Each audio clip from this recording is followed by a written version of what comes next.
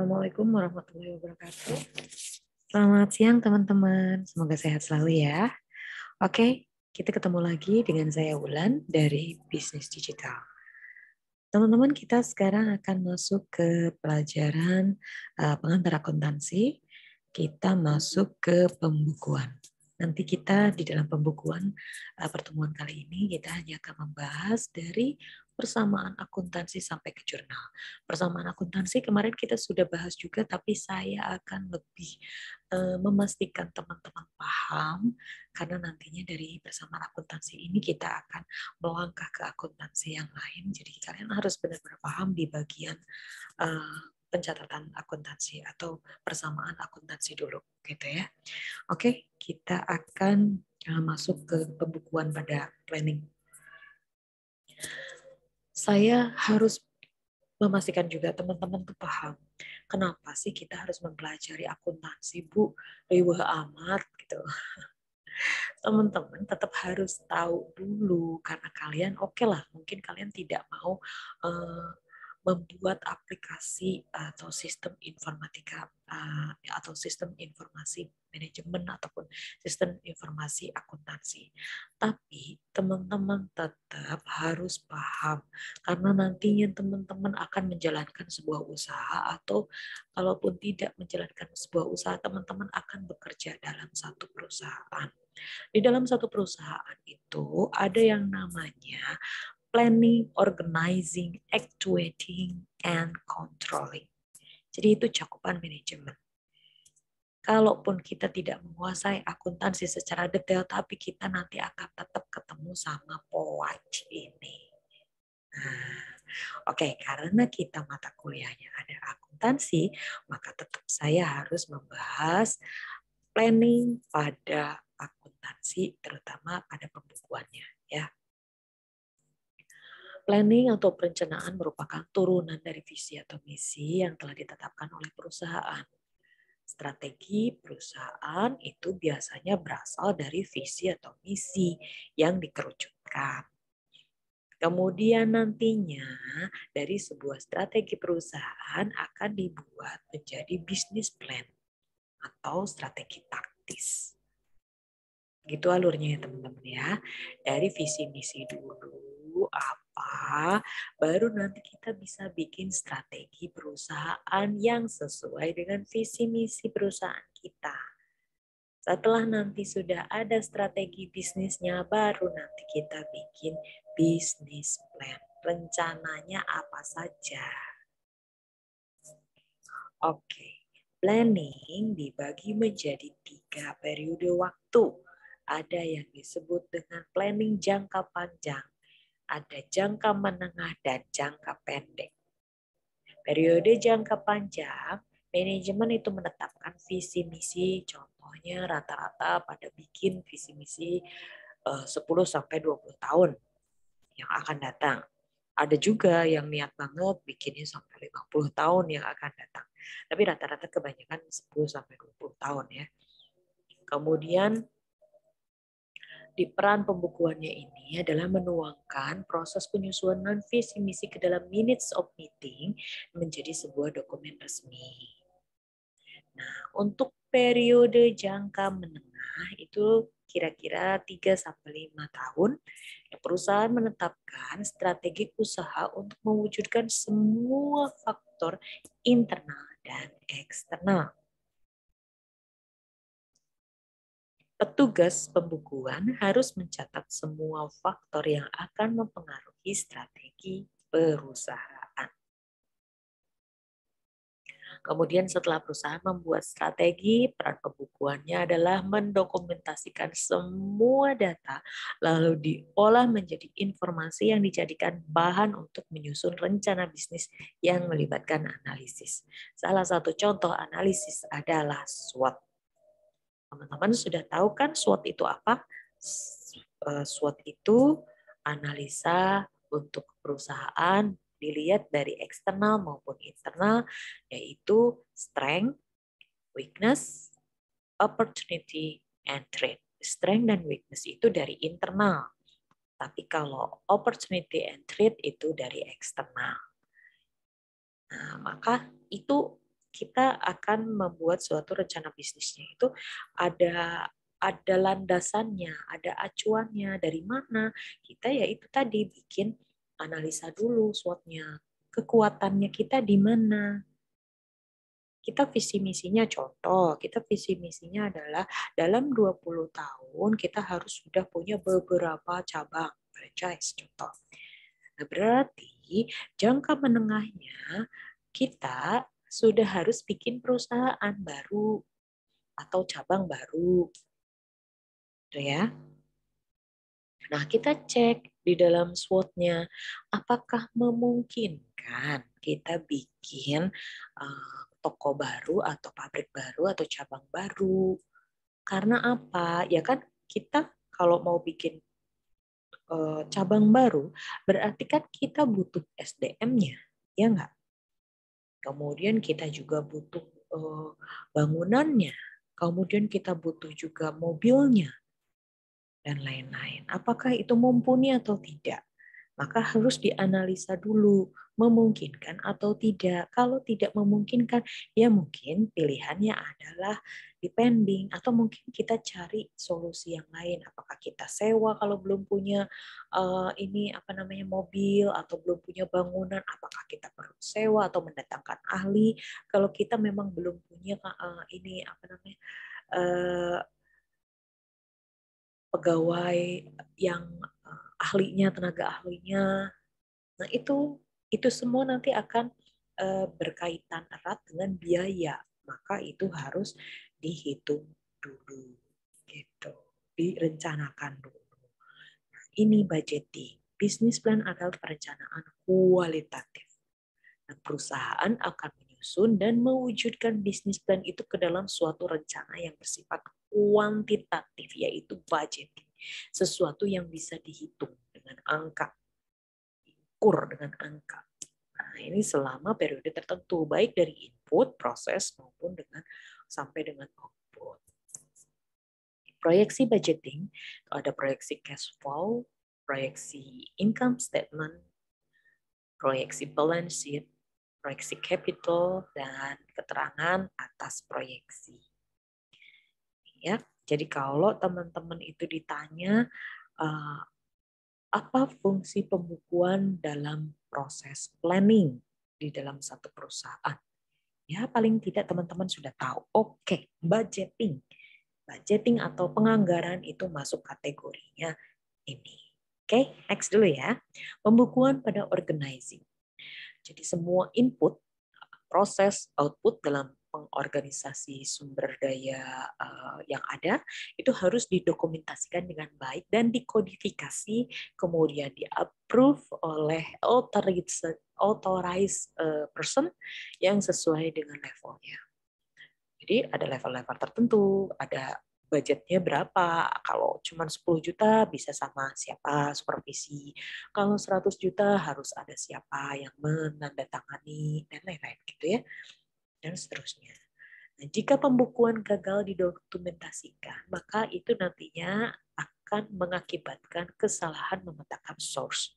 Kemudian pencapaian tujuan perusahaan juga tidak bisa optimal.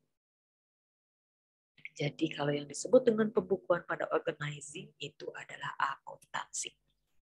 Kalau tadi pembukuan pada planning itu adalah anggaran atau budgeting. Kalau yang ini akuntansi itu berarti sudah menuliskan setiap harinya transaksinya apa saja, gitu ya. Karena kan proses sudah melakukan organizing. Bu, saya masih bingung nih, kenapa kalau menggagal dokumentasikan hitung-hitungan itu bisa salah memetakan source. Ya karena nanti semua laporannya itu dari laporan keuangannya ini nantinya kan ujung-ujungnya kan dibuat laporan keuangan.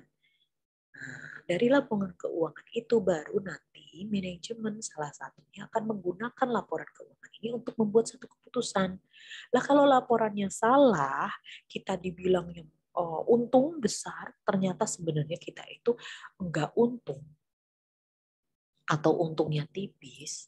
Kemudian kita dewasa nih sudah beli tanah atau beli mobil atau segala macam, berarti kan kita salah mengambil keputusan. Oh, nggak ada duitnya kok kita beli-beli. Kayak gitu. Ini gara-garanya apa? Gagal mendokumentasikan, nggak lengkap. Jadi dikiranya kita untung, ternyata kita buntung. Ketambahan lagi kita tambah beli barang-barang yang lain. Beli kendaraan. Ya makin besar biaya operasionalnya. Ya, jadi nanti pencapaian tujuan operasionalnya tidak optimal. Paham ya teman-teman ya? Kalau ada yang belum paham silakan colek ibu, bisa WA atau bisa dibahas di grup WAG, WhatsApp grup ya. Atau nanti kalau teman-teman bilang, Bu, saya tetap butuh ketemu ibu langsung deh, gitu. Jangan pakai kelas online, saya tetap nggak paham. Oke, silakan teman-teman arrange buat perjanjian dengan ibu untuk bikin kelas tambahan untuk menyampaikan mengulang kembali materi ini. Oke ya. Tapi kalau belum ada pertanyaan, ibu lanjut dulu. Ini pembukuan pada actuating. Tadi waktu itu kan ada planning, organizing, actuating, dan nanti controlling. Ini pembukuan pada actuating dulu. Proses actuating harus dilaksanakan dalam komitmen tertulis. Contohnya, jika karyawan sudah mendapatkan arahan tentang pekerjaan dan dibukukan secara tertulis, bila ada prakteknya karyawan tersebut tidak melakukan pekerjaan dengan baik, maka peran pencatatan komitmen tersebut sangat penting untuk menetapkan reward dan punishment, promosi atau demosi kepada karyawan yang bersangkutan. Pembukuan pada actuating itu contohnya adalah balance scorecard. Jadi balance scorecard itu adalah konsep manajemen untuk menilai kinerja karyawan dengan mencatat setiap nilai kinerja per karyawan. Kenapa penting? Ya karena kita harus tahu outputnya si karyawan per karyawan itu bagaimana. Nah kalau kita tidak tahu, kita tambah aja banyak karyawan, tapi ternyata outputnya zonk.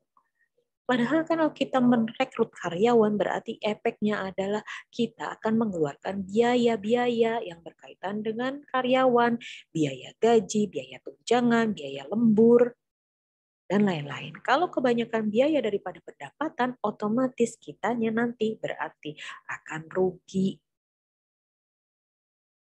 Karena pendapatannya tidak sebanyak biaya yang harus kita keluarkan. Itu ya teman-teman ya. Jadi penting sekali bagi perusahaan untuk juga menilai kinerja karyawan. Jadi proses komitmennya harus tertulis. Jadi nanti KPI-nya tertulisnya matching atau tidak, achieve atau tidak, itu nanti bisa dicek. Gitu. Dalam nanti bisa salah satunya dengan cara dicek menggunakan balance scorecard. Oke, next. Pembukuan pada controlling. Semua proses yang terjadi pada setiap pergerakan perusahaan harus dicatat oleh bagian administrator. Pencatatan proses perusahaan secara harian, mingguan, bulanan, dan tahunan itu menjadi alat kontrol bagi perusahaan. Ini nanti bisa bentuknya laporan keuangan ataupun laporan dari pihak auditor ya biasanya ya. Oke, untuk kontrol nih auditor ini efektif atau tidak? Oh ini ternyata ada bocor di sini nih. Kenapa? Ada biaya-biaya yang besar sekali nih bagian listrik. Ada apa? Nah itu nanti bisa ditelusuri, gitu ya, untuk mengontrol perusahaan. Oke, kemudian kita lanjut ke pembukuan dan resiko bisnis. Resiko dan hasil senantiasa ada dalam sebuah bisnis. Resiko dapat dipengaruhi oleh faktor internal, eksternal, baik yang bisa dihitung atau justru kadang tidak dapat diperkirakan. Teorinya, high risk, high return, low risk, low return. Jadi kalau kita mau untungnya besar, ya berarti kita harus berani ngambil resiko. Tapi jangan bunuh diri. Kalau namanya ngambil resiko, dihitung dulu resikonya seperti apa. Begitu ya. Jangan main invest, tapi ternyata bodong. Kayak contoh, resiko SDM. Semakin ahli tenaga yang dimiliki di bidangnya itu, semakin rendah resiko yang akan terjadi. Contoh gampangnya adalah bagian pemasaran. Semakin ahli bagian pemasarannya, maka semakin kecil resiko barang tidak terjual. Maka nantinya resiko cost of money itu akan menjadi lebih rendah. Nah, kemudian ini juga harus disertai dengan pencatatan atas prestasi kinerja dari karyawan karena nantinya akan ada bonus prestasi. Kemudian kalau sudah bonusnya tinggi bagi salesman yang berprestasi, maka nanti loyalitasnya tinggi. Ya kan, loyalitasnya SDM-nya tinggi, nanti dia bisa akan semakin kita kembangkan. Kita kembangkan dengan pelatihan-pelatihan atau kita rencanakan karirnya dia, nantinya dia akan lebih memberikan efek atau dampak kepada perusahaan. Seperti itu ya, related ya. Semua manajemen, semua yang ada di dalam manajemen itu semuanya saling berkaitan. Bagian SDM itu akan berkaitan dengan bagian produksi, berkaitan juga dengan bagian keuangan, berkaitan dengan bagian pemasaran. Jadi tidak bisa kita hanya kekeh kalau kita ada di bagian SDM, kita kekeh di harus SDM begini-begini, kita tidak bisa seperti itu. Kita juga harus tahu, kita juga harus paham bagaimana keuangan kita, bagaimana penjualan kita, bagaimana hasil kualitas dari produksi kita. Jadi kita tidak hanya kekeh di tempat yang kita ampuh sekarang ya, atau kita ditempatkan sekarang. Contoh kalau kita bagian keuangan sekarang, pokoknya duitnya jangan dipakai buat pelatihan-pelatihan gini-gini gitu-gitu, jangan seperti itu juga. Karena ternyata setelah kita tahu dengan meningkatnya SDM, maka nanti persaingannya atau SDM kita lebih bisa bersaing di pasaran, lebih bisa menjual, cost of money-nya lebih rendah, maka akan lebih untung untuk kita juga. Jadi berpikirlah luas dimanapun kita berada.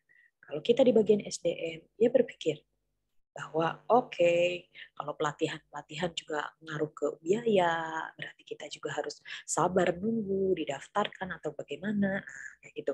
Kemudian bagian keuangan, ternyata SDM itu perlu, kita tetap harus menganggarkan pelatihan karena begini, begitu. Ya. Itu cuman biar teman-teman juga paham kaitannya antara satu dengan lainnya. Contoh lainnya adalah resiko pendanaan. Contoh, semakin lama sebuah pendanaan, maka resiko cost of money-nya akan semakin besar. Begitupun sebaliknya, semakin cepat funding turnover, maka resiko cost of money-nya semakin rendah. Dan semakin lengkap pencatatan dan analisis rasio yang dilakukan, maka semakin rendah juga resiko bisnis yang kita hadapi, atau terutama resiko-resiko bisnis yang tidak kita antisipasi ya, karena memang sudah kita perkirakan atau sudah kita analisa. Oke, teman-teman paham ya? Kalau ada yang belum paham, nanti silakan kabarin Ibu. Lanjut dulu ke pembukuan dan pengambilan keputusan. Nah, setiap pengambilan keputusan harus didukung oleh data yang terstruktur, terkodifikasi, dan terdokumentasi dengan baik. Lalu data tersebut diolah menjadi informasi. Data tersebut bisa primer ataupun sekunder, kemudian diolah oleh petugas administrator, kemudian nantinya dibuat menjadi laporan periode bulanan atau tahunan, nanti bisa digunakan oleh top manajemen dalam mengambil keputusan untuk strategi bagi perusahaan. Bukan hanya satu-satunya, tapi menjadi salah satu yang bisa dipercaya. Jadi sebuah laporan keuangan itu bisa menjadi salah satu alat bantu bagi top manajemen untuk mengambil keputusan. Nah, pertama, untuk membuat sebuah laporan itu kita harus tahu transaksinya hari per harinya, kemudian kita tahu juga bukti transaksinya atau dokumen yang menyertainya dulu, kemudian nanti dibuat jurnal, dari jurnal dibikin sebuah buku besar, dari buku besar dibuat neraca saldo dan jurnal penyesuaian, kemudian nantinya akan bisa dilaporkan menjadi laporan keuangan. Laporan keuangan bisa berupa 4. Yang pertama, rugi laba, arus kas, laporan perubahan modal, dan neraca. Dan setiap proses pengelompokan akuntansi sebagai berikut, itu mempunyai 3 tahapan. Ya, tahapan pertama itu pencatatan, yaitu dari transaksi, bukti transaksi, dan jurnal. Kita saat ini sedang membahas masih di tahap pencatatan. Kita harus tahu dulu transaksinya seperti apa, bukti-buktinya seperti apa, nantinya kita bisa bikin jurnal. Jadi kita baru sampai ke tahap pencatatan. Kemudian nanti kita akan masuk ke tahap pengikhtisaran. Itu nanti kita bikin buku besar, kemudian neraca saldo, jurnal penyesuaian. Dan kemudian tahap pelaporan itu nanti bikin laporan rugi laba, laporan arus kas, laporan perubahan modal, dan neraca. Chart of account. Daftar akun-akun bagi pencatatan akuntansi. Ada 5 kelompok, yaitu harta, utang, modal, pendapatan, dan biaya.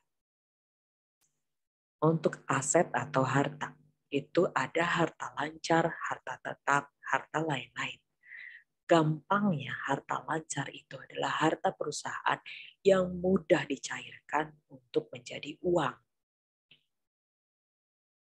Jadi harta yang liquid dalam waktu yang cepat itu gampang dipakai. Contohnya kas. Kemudian bank, kita tinggal tarik dari bank. Itu masih cair, masih mudah digunakan. Kemudian kalau tabungan ya, kemudian piutang usaha, kita juga bisa nagih ke orang lain yang punya utang ke kita untuk kita pakai uangnya darurat. Contoh kita mau beli atau kita mau nambahin beli peralatan, contoh. Karena naik ternyata peralatannya kita butuh uang nih. Kasnya udah kosong, bank udah kosong. Ya berarti kita bisa nagih ke orang. Karena piutang itu masihnya liquid.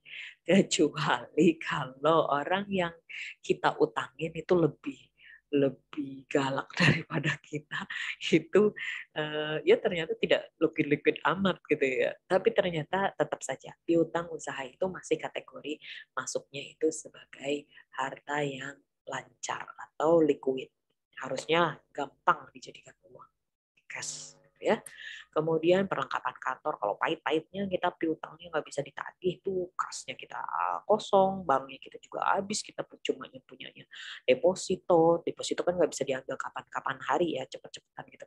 Beda dengan tabungan, kalau tabungan bisa kita ambil kapan aja, kalau deposito itu tidak bisa. Nah perlengkapan kantor itu ya sudah, mungkin kita jual-jual dulu apa dulu deh gitu, demi kita biar bisa dapetin uang cash gitu. Kemudian ada persediaan, kemudian ada biaya di bayar di muka, itu juga aset lancar ya. Kemudian harta tetap, harta perusahaan yang tidak dapat dicairkan dalam waktu yang cepat. Ada hartanya tapi nggak bisa dipakai untuk bayar dalam waktu yang cepat. Contoh seperti itu, kita butuh cash, tapi kita nggak punya uang cashnya, tapi kita punya kendaraan. Nah, tapi kita tidak bisa langsung bayar saat itu juga dengan kendaraan gitu. Kadang-kadang orang tetap mintanya cash, nggak mau kendaraan, apalagi bekas gitu. Maka ini kategorinya masuk kategori harta tetap karena tidak bisa dengan mudah dicairkan dalam waktu yang cepat. Ini ada kendaraan, bangunan, tanah, peralatan kantor. Peralatan kantor kayak apa sih, Bu? Peralatan kantor itu kayak mesin-mesin besar, mesin-mesin perusahaan. Nah, itu kan tidak bisa kita jual dengan cepat. Bisa sih kita jual dengan cepat, tapi harganya jeblok, atau kita harganya bisa parah banget. Kita belinya 10 juta, harga pasarannya 7 juta, tapi kita jual 2 juta. Nah, bisa kita jual seperti itu dan biasanya cepat cairnya. Cuman rugi. Gitu. Makanya ini tidak bisa dikategorikan sebagai harta lancar karena nggak langsung bisa dicairkan, nggak langsung bisa jadi uang. Harus tunggu proses. Kalau mau harganya bagus. Paham ya?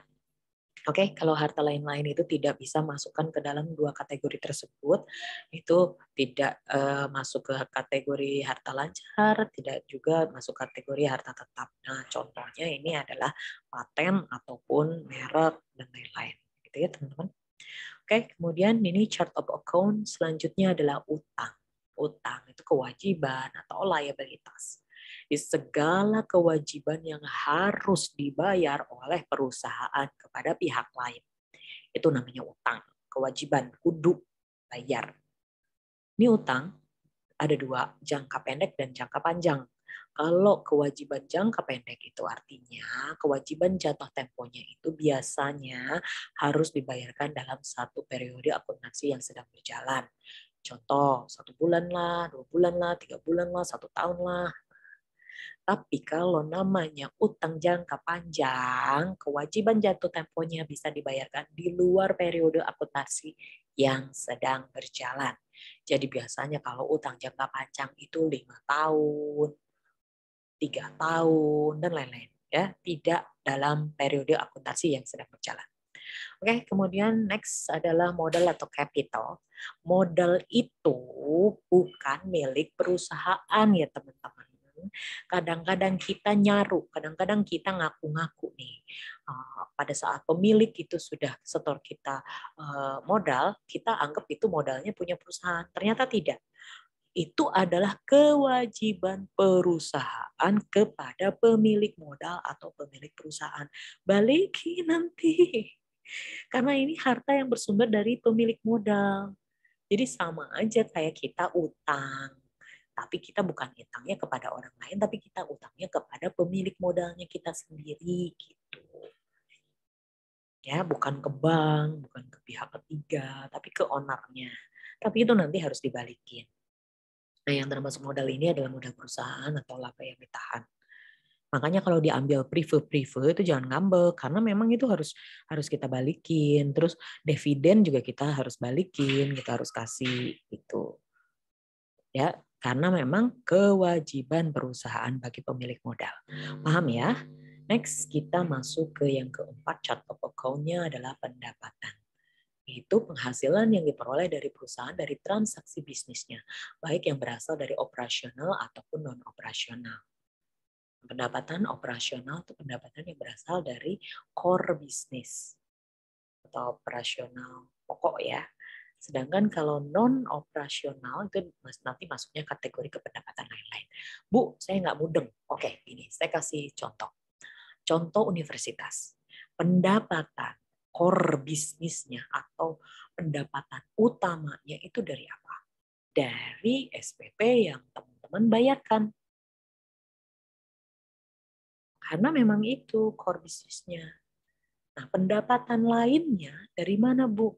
Bisa saja beberapa uang yang masuk dari teman-teman tapi belum dipakai didepositokan oleh pihak universitas. Nah, pada saat deposito itu ada pendapatan bunga. Nah, pendapatan ini yang disebut dengan pendapatan non-operasional. Pendapatan lain-lain. Kayak gitu ya. Ada bayangan ya? Oke, next ke biaya. Biaya itu adalah semua elemen yang berupa pengeluaran operasional perusahaan, baik berupa tunai ataupun non-tunai. Yang termasuk kategori biaya atau beban itu pengeluaran kas, pengeluaran non-kas, biaya operasional, kemudian pengeluaran investasi, dan lain-lain. Oke ya. Lanjut kita masuk ke transaksi. Apa sih yang disebut dengan transaksi? Transaksi adalah kejadian ekonomi yang bisa dikualifikasikan dan bernilai uang. Transaksi itu adalah awal siklus dari akuntansi. Jadi dalam akuntansi, transaksi harus dibuktikan dengan dokumen. Itu yang ideal. Karena apa? Nanti dikejar sama bagian auditor. Dicek ulang apakah benar ada transaksi ini. Apalagi kalau uangnya besar, contoh 10 juta. Katanya ada pelatihan untuk SDM sebanyak 10 juta. Benar enggak? Nah, ini harus dibuktikan dengan dokumen. Nah, bentuk dokumen itu apa sih? Contoh, kwitansi, berita acara, invoice, surat jalan, laporan tertentu, contoh laporan penggunaan bahan baku, ikhtisar laporan, dokumen lain yang ditetapkan sebagai bukti transaksi. Contoh nih, surat jalan, tulisannya di situ kan ada tagihan atau ada laporan bahwa untuk pelatihan SDM 10 juta. Pas dicek, surat jalannya cuma 1 orang, 5 juta. Lah, Yang 5 juta lagi kemana? Nah, ini harus kita cari tahu nih, kemana nih 50 jutanya lagi? 50 juta, 5 jutanya lagi. Karena dalam pencatatannya diakuinnya 10 juta. Sedangkan surat jalannya cuma 5 juta, cuma satu orang. Kemana satu orang lagi? Oh, ternyata surat jalannya ketelingsep bisa saja. Atau ternyata benar. Ternyata tidak ada. Yang jalan memang cuma satu, tapi dicatat 2. Berarti itu korupsi. Ada korupsi di situ ketemu. Gitu. Seperti itu ya teman-teman ya. Oke, jadi harus ada dokumen yang mendukung. Bisa saja kwitansinya, kemudian ada berita acara atau surat keputusan dari direkturnya. Gitu. Memang yang harusnya berjalan 2 orang, gitu. 1 orang ternyata berangkatnya di bulan di 1 bulan kemudian karena ada apa gitu. Nanti ternyata dikeluarinnya sama perusahaan itu di bulan ini, tapi ternyata orang itu yang mengikuti pelatihan di bulan itu baru 1, sedangkan yang 1 orang lagi di pending. Nah itu bisa, selama itu bisa dijelaskan itu bisa, nggak masalah ya. Itu fungsinya adanya bentuk dokumen yang menyertai transaksi. Oke, next kita masuk ke persamaan dasar akuntansi. Ini saya sudah mengulang ya teman-teman ya. Jadi silakan kalau yang masih belum bisa kemarin, aku masih bingung, saya tambahin bingungnya. Bawa pensil, bawa kertas, silakan dicatat. Intinya, gampangnya, harta harus sama dengan utang dan modal. Harta di sisi kiri, utang dan modal di sisi kanan. Kanan dan kiri itu harus sama. Paham? Oke, harta sama dengan utang plus pendapatan dikurangi biaya. Karena modal juga bisa bisa diistilahkan pendapatan dikurangi biaya. Ya. Oke, contoh transaksi 1. Pada 1 Januari 2022, Amir dan Budi mendirikan perusahaan Bangkit Lagi. Amir menyerahkan modal uang sebesar 100, Budi menyerahkan bangunan senilai 300 dan mobil yang disepakati senilai 50. Usaha mereka bergerak dalam usaha properti, broker properti. Nah, teman-teman, transaksinya kita tulis dulu harta sama dengan utang plus modal. Hartanya itu ada apa saja di dalam harta di sini? Hartanya ada uang cash, kemudian ada bangunan dan ada kendaraan. Cashnya 100, kemudian bangunannya 300 dan mobilnya 50. Maka ditambahkan jadinya 450. Nah, apakah ini ada utang? Tidak ada di sini, di dalam soal tidak ada tertulis informasi bahwa ini adalah utang. Jadi utangnya adalah 0. Tapi di sini ada keterangan bahwa ini adalah modal Amir dan modal Budi. Modal Amirnya adalah 10 atau 100 juta, 100 dan modal Budinya adalah 300 plus 50. Jadi 350 ya teman-teman. Jadi silakan ditulis utangnya 0, modal Amirnya 100, modal Budinya 350. Ditambahkan maka hasilnya adalah 450. Sisi kiri bagian aset atau harta 450. Kemudian sisi kanan utang plus modal 450. Jadi sudah sama. Oke, next. Contoh transaksi 2. Pada tanggal 3 Januari 2022, perusahaan membeli peralatan kantor senilai 30 secara tunai. Tadi asetnya kita isinya adalah kas 100, bangunan 300, kendaraan 50. Kemudian di sini ada keterangan peralatan kantornya bertambah 30. Berarti kita beli peralatan kantor 30 secara tunai. Oh, berarti kasnya kita berkurang 30. Nah, teman-teman kita lihat di sebelah sini. Ini ada nggak urusannya atau kaitannya dengan penambahan utang dari contoh transaksi 2 ini? Tidak ada kan? Karena ini tulisannya dibayar secara tunai. Kemudian ini dibayarin atau dibeliin sama Budi nggak? Dibeliin sama Amir nggak? Enggak kan? Berarti ini bukan modal. Nah, ini berarti transaksinya tidak melibatkan elemen utang dan modal. Maka yang terjadi adalah penambahan atau pengurangan di elemen harta saja. Artinya harta berpindah dari kas menjadi peralatan. Tetap di sisi harta. Cuman berpindah saja.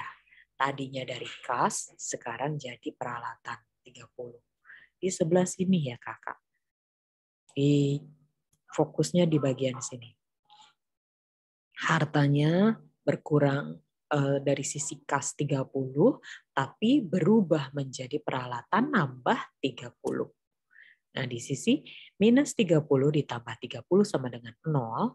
Nah, di sini juga tidak ada kaitannya dengan utang, tidak ada kaitannya dengan modal. Jadi di sini 0. Nah, sekarang kita tinggal hitung. 100 dikurangi 30 sama dengan 70. 300, kita tulis lagi 300. Kemudian kendaraannya 50, kita tulis lagi 50. Kemudian kita taruh lagi, ini peralatannya dari 30, tambah 30. Nah, dari sisi sini kan tetap 0, ditambah 100, ditambah 350 sama dengan 450. Kita cek di sini sama dengan 450. Kiri dan kanan sudah sama, berarti sudah oke. Sisi aset atau harta 450 sama dengan utang plus modal dengan 450. Jadi sudah oke ya. Jadi kesimpulannya, ini tidak semua transaksi harus berpengaruh terhadap harta, utang, modal sekaligus. Bisa jadi transaksinya terjadi hanya pada elemen harta saja atau antar harta saja. Oke, paham ya? Kita langsung masuk ke transaksi ketiga. Pada Januari 2022, perusahaan membeli mobil Toyota Avanza senilai 130. Uang mukanya 30 dan sisanya dikredit selama 1 tahun. Ini cara gampangnya, teman-teman, ini kan punya mobil kita beli 130. Tapi ternyata uang yang kita keluarkan secara cash itu hanya 30. Berarti 130 dikurangi 30 sama dengan 100. Nah, 100-nya itu adalah utang. Ya, cara transaksinya, cara penulisan transaksinya kita masukkan ke dalam sisi harta. Hartanya tadi apa saja? Ada kas, ada bangunan, kendaraan, kemudian peralatan, ditambah lagi kendaraan. Kendaraan yang tadi tetap dicatat dulu sendiri ya, biar nggak bingung. Nah, kasnya itu tadi kan tinggal 70. Cek ya di sebelumnya ya, ini sini 70 kasnya karena 100 dikurangi 30. Kasnya tadi punya 100 kemudian dikurangi 30 untuk beli peralatan kantor. Jadi tinggal sisa kasnya 70. Oke, kasnya di sini kita tulis 70. Kemudian bangunannya tetap tidak ada penambahan atau pengurangan, kita tulis 300 dan kendaraannya tadi yang pertama kendaraannya 50. Nah, peralatannya tadi kan bertambah 30. Nah, sekarang ada tambahan lagi transaksi. Nih, harganya 130. Tapi kita baru bayar secara cash-nya 30. Jadi uang cash-nya kita yang 70 dikurangi 30. Jadi sama dengan 40. Teman-teman paham ya, bisa ngikutin sampai sini ya. Kenapa Bu 40? Gimana Bu? Tadi bingung? Nah, oke. 70. Sisa uang cash-nya kita setelah tadi uang cash kita dipakai untuk bayar peralatan ya 30, berarti kan sisanya 70. 100 dikurangi 30, 70. Nah, ini dipakai lagi untuk DP-in, untuk nge-DP-in, untuk bayar DP mobil Avanza. Jadi 70 dikurangin lagi 30 sama dengan 40. Ini bangunannya tetap 300, 50 kendaraannya 50 tetap. Kemudian yang ini adalah peralatan 30, 30. Nah, ini kita tulis lagi 130. Nah, di sini kan kanan harus sama dengan yang kiri. Kiri harus sama dengan yang kanan. Kalau di sisi kiri itu 100, berarti di sisi kanannya juga harus 100. Ternyata kita cek lagi. Oh, benar nih utangnya. Utangnya itu 100. Oh iya benar nih. Utangnya 100. Berarti kita punya tambahan utang 100, ditambah dari modalnya Amir 100, ditambah modal Budi 350. Sama dengan 550. Ini coba dicek lagi. 40 tambah 300 tambah 180 ditambah 30 sama dengan 550. Harus sama, sisi kiri sama dengan sisi kanan. Itu ya teman-teman ya, mudah ya. Oke. Kenapa Bu tiba-tiba kok 180 aku bingung. 180 itu adalah kendaraan. Kendaraannya tadi yang pertama itu kan dari modalnya si Budi itu kan 50. Nah, kendaraan baru Avanza-nya itu 130. Berarti 50 ditambah 130, 180. Paham ya? Oke. Oke. Kemudian ini kita masuk ke transaksi keempat. Transaksi keempat pada tanggal 11 Januari 2022 untuk menambah modal perusahaan, Budi dan Amir menyetorkan tambahan uang modal sebesar 200. Sehingga modal yang disetorkan itu totalnya 400. Karena masing-masing dari Budi 200, dari Amir 200. Maka transaksinya akan ada tambahan uang kas sebanyak 400. Kasnya 40 dulu, bangunannya 300, kendaraannya tadi 180 ya, 2 kendaraan. Kemudian peralatannya itu 30. Nah, kas tambahannya itu sebesar 200 tambah 200 jadi 400. Jadi totalnya adalah 440 untuk kasnya. Nah, ini berarti kalau dari sisi kiri bertambah 400, sisi kanan harus nambah juga 400. Apa yang bertambah? Modal si Amir dan modal si Budi. Jadi, ini bukan utang. Jadi ditambahkannya adalah sisi bagian modal. Modalnya 200. Kemudian modal Amir juga bertambah 200. Oke. Jadinya total modal Amir 300, total modal Budi itu adalah 550. Karena 350 ditambah 200 ya. Oke, totalnya nanti setelah dijumlahkan, teman-teman silakan cek ulang dengan kalkulator kalian atau tidak perlu pakai kalkulator ini karena saya sengaja pakai penjumlahan yang mudah biar kakak tidak perlu mengecek ulang dengan kalkulator. Bisa dicek nanti 550 tambah 300 tambah 100 sama dengan 950. 440 tambah 300 tambah 180 tambah 30 sama dengan 950. Jadi kedua sisinya sudah sama, berarti sudah balance. Oke, lanjut ya. Mudah ya, teman-teman bisa dipahami ya. Oke. Kemudian contoh transaksi kelima. Pada tanggal 15 Januari 2022, di operasional pertama mereka berhasil menjual sebuah rumah dengan mendapatkan pendapatan 100 komisinya ya. Kemudian pendapatannya ini ternyata belum diterima. Gitu. Jadi itu masih bentuk piutang.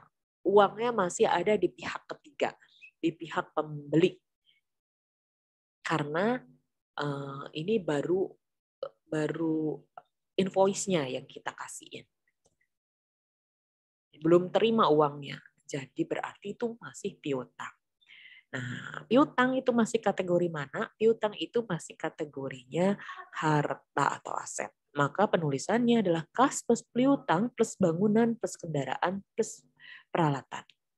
440 ditambah 300 dari bangunan, kemudian tambah 180 dari kendaraan, 30 peralatan. Ditambah piutangnya di sini kita ada keterangan 100. Maka kita tambahkan 100. Kalau di sisi ini sudah bertambah 100, maka sisi sebelah sini juga harus bertambah 100. Mana nih? Utang atau modal? Kan kita yang punya piutang, berarti bukan utang. Tapi ini adalah pendapatan. Pendapatannya kita nih yang bertambah. Pendapatan bertambah di sisi modal di sebelah sini. 100 dikurangin 0. Karena kan belum ada biaya di sini. Nah, jadinya 440 tambah 100, ini piutangnya ke sini. Kemudian tambahnya di sini bangunan, ini kurang tanda plus ya, maaf teman-teman. 300 tambah 300 nih, ini 180-nya turun, kemudian 30-nya juga turun. Maka menjadi 1050, ini 100 dari utang, kemudian dari transaksi sebelumnya ya, kemudian 850 itu dari total modal. Nah, pendapatannya ini 100. Ini 100. Ini 100. Pendapatan 100. Oke, ditotalin jadi 1050 dan sama di sisi kanannya adalah 1050. Oke, jadi keduanya sudah fix ya. Kemudian contoh transaksi ke-6 pada tanggal 20 Januari 2022 konsumen membayar piutang komisi senilai 50. Nah, si konsumen yang tadi itu bayar 50, nggak lengkap. Jadi berarti kita dapat uang cash nih 50, tapi kita masih punya uang piutang sebesar 50. Jadinya kita catatnya adalah kasnya 440, piutangnya 100 tadi ya, kemudian bangunannya 300, kendaraannya 180, terus peralatannya 30. Nah, ini membayar piutang komisi, maka kita dapat uang 50 lagi, tapi kita juga harus mengurangi sisa piutangnya kita. Kita dapat uang 50, tapi kita juga piutangnya tinggal sisa 50, dikurangi 50, udah nggak 100 lagi karena udah dibayar sama orang, piutangnya kita tinggal 50, jadi kita catatnya 50 di sini. Nah, di sini 50 dikurangi 50 ini kan berpengaruh terhadap sisi harta saja. Tidak ada kaitannya dengan utang, tidak ada kaitannya dengan modal. Jadi di sini kita catatnya 490 ditambah 50 ditambah 300 ditambah 180 ditambah 30. Kenapa 490? Karena ini 440 ditambah ini. Itu ya teman-teman ya. Oke.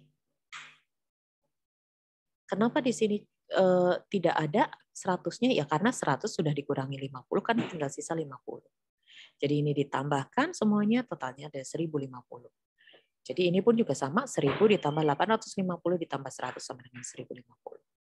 Oke. Kemudian contoh transaksi ketujuh adalah transaksi 31 Januari 2022, perusahaan bayar gaji karyawan senilai 10. Maka transaksinya seperti ini, hartanya terdiri dari kas, ditambah piutang, ditambah bangunan, ditambah kendaraan, ditambah peralatan.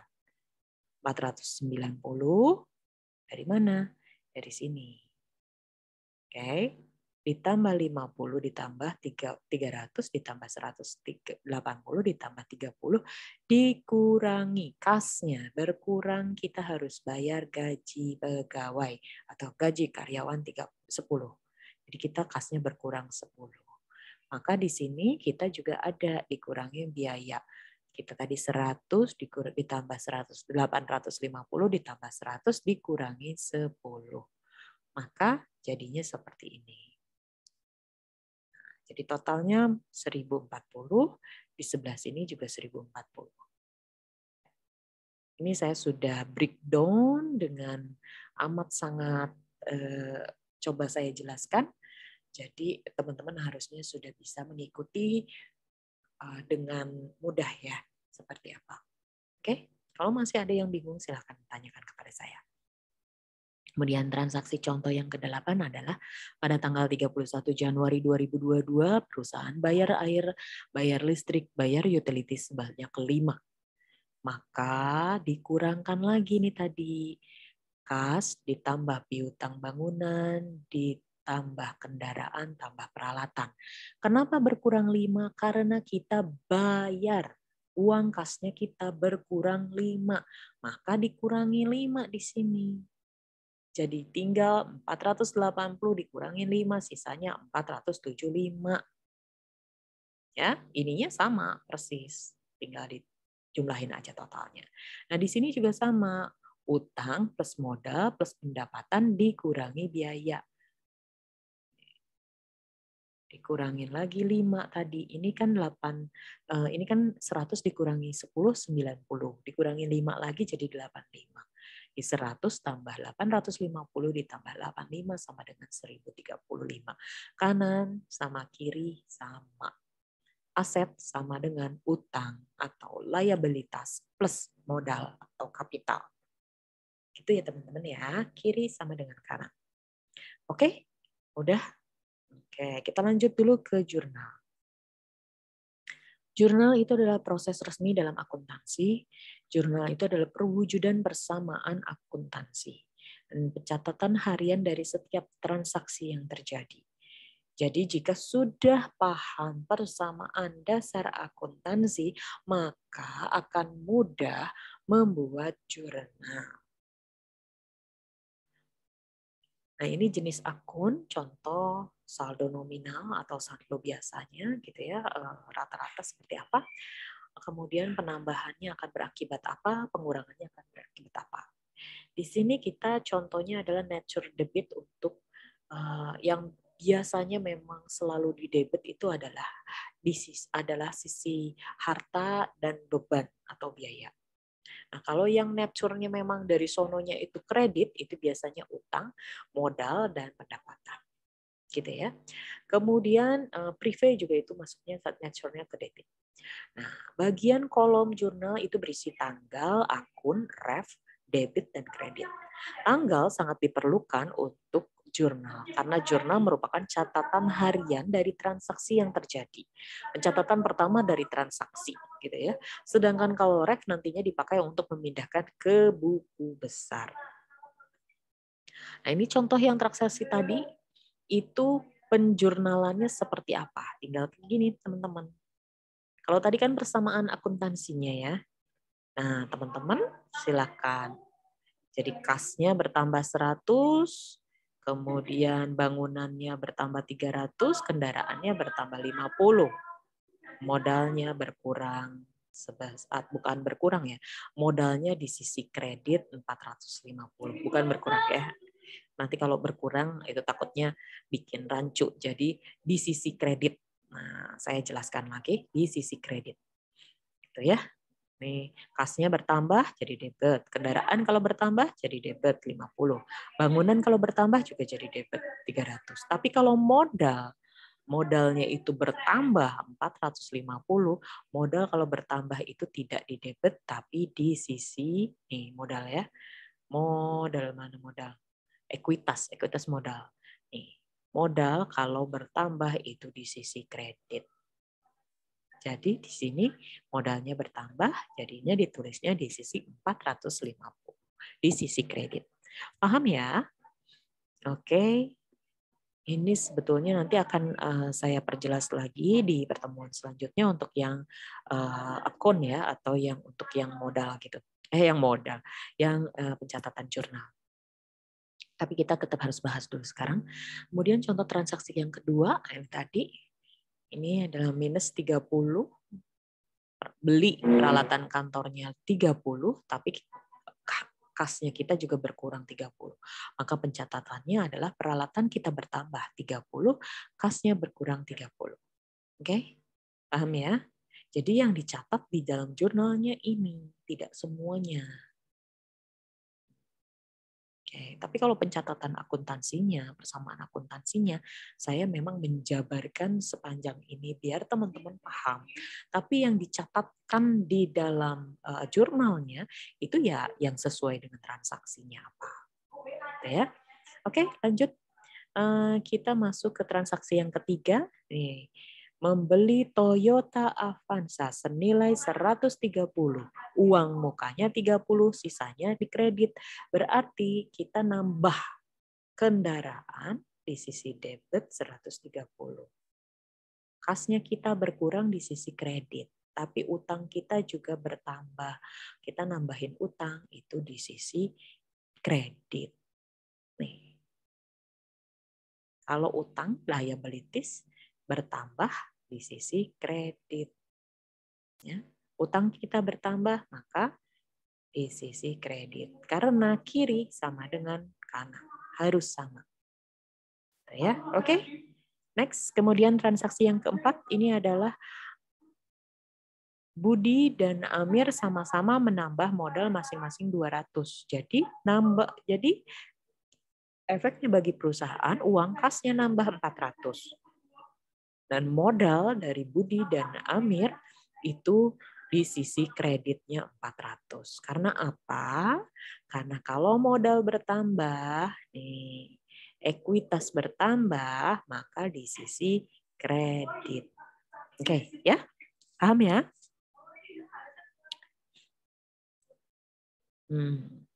Oke, ini kita sudah masuk ke sisi yang ini. Sebentar, itu tadi sudah ya? Maaf, kebablasan Ibu. Nah, untuk yang transaksi yang kelima, ini operasional pertama mereka menjual, mendapatkan pendapatan 100. Jadi sisi pendapatannya itu bertambah. Tapi belum diterima. Ini piutang berarti. Piutang kalau bertambah, kas itu kan piutang itu harta ya. Harta itu kan aset. Aset kalau bertambah itu di sisi debit. Berarti piutangnya ditulis di 100. Pendapatan kalau bertambah di sisi kredit, maka ditulis 100. Piutang 100 pendapatan. Sudah balance. Lanjut. Sebelum lanjut, oke kita cek dulu piutang. Piutang bertambah, berarti kan aset bertambah. Kalau aset bertambah di debit. Kalau tadi pendapatan bertambah, pendapatannya tadi bertambah kan ya, 100. Pendapatannya bertambah itu di sisi kredit. Pencatatan. Karena biar harus apa? Harus kanan sama kiri harus seimbang, harus balance. Kemudian transaksi ke-6.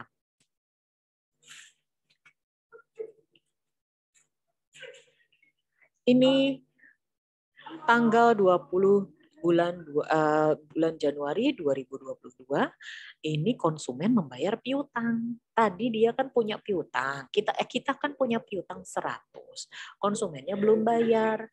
Dia masih utang ke kita. Nah, tapi sekarang ternyata dia bayar 50. Dari 100 dia bayar dulu 50. Berarti kita terima uang. Perusahaan kita menerima uang 50. Kalau kas bertambah 50, berarti di sisi debit. Karena kita menerima uang 50, berarti itu di sisi debit kita bertambah 50. Apa yang di sisi kreditnya? Piutangnya kita berkurang. Kalau aset kita berkurang, maka ditulisnya di dalam jurnal adalah di debit. Di debitnya adalah 50 untuk kas, tapi piutangnya di bagian kredit 50. Jadi nantinya balance ya. Oke, lanjut dulu. Transaksi 31, perusahaan bayar gaji karyawan senilai 10. Nah, kalau yang ini berarti perusahaan membayar gaji. Kalau namanya bayar beban, bayar gaji, perusahaan kan ngeluarin uang itu cash. Di sini tidak ada tulisannya utang atau apa. Berarti kan asumsinya adalah dia bayar cash. Bayar cash berarti kasnya berkurang 10. Kalau kasnya berkurang berarti itu sudah di sisi kredit. Apanya yang didebit? Didebit itu karena biaya atau beban kalau itu berkurang maka di sisi debit. Coba cek benar enggak contekannya. Nah, kalau tadi biaya atau beban kalau bertambah justru nanti akan jadi debit.